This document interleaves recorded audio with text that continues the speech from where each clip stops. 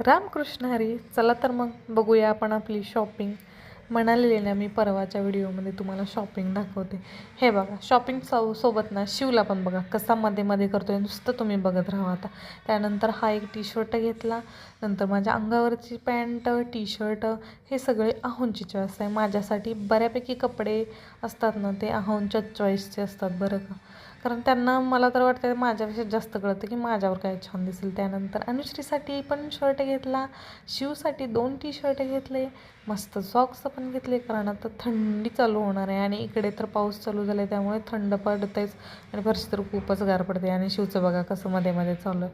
त्यानंतर ना मला वाटतं इडली करण्यापेक्षा ना त्यामध्ये बनवण्यापेक्षा शिवला ना खेळण्यासाठीच ते भांडं जास्त उपयोगाला येतं की काय. त्यानंतर हे बघा इडलीचं भांडं खरंच खूपच सुंदर निघालं. मला वाटलं होतं प्राईस कमी आहे म्हटल्यानंतर ना ते कसं येतं काय माहिती, पण स्टील खूप जाड आहे आणि मस्त म्हणजे ना वॉश करायला खूपच सोपं आहे. आणि मेन म्हणजे इडली त्याला अजिबात चिटकून राहत नाही आणि कधी कधी आपण त्याचा ना कढई म्हणून पण उपयोग करू शकू. चला तर मग. आणि हे 3 कंटेनर घेतले मी, जे की मला हा पूर्ण सेट ना 3 डब्यांचा 119 रुपयाला पडला आणि खरंच खूपच छान आहेत आणि बरंचसं सामान बसतं. आता तुम्ही बघतच असाल समोर मी भरपूर पॅकेट्स ठेवलेत त्यामध्ये.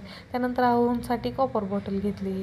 खरं तर एक्सपेन्सिव्ह आहे बाबा खूपच ही, म्हटलं घेऊ का नको घेऊनच टाकावी. त्यानंतर अनुसाठी ही वॉटर बॉटल घेतली आणि मागच्या वेळेस सेम अशीच वॉटर बॉटल घेतलेली, ती आम्ही मॉलमध्येच विसरून आलो, त्यामुळे मग ह्यावेळेस तशीच सेम घेतली.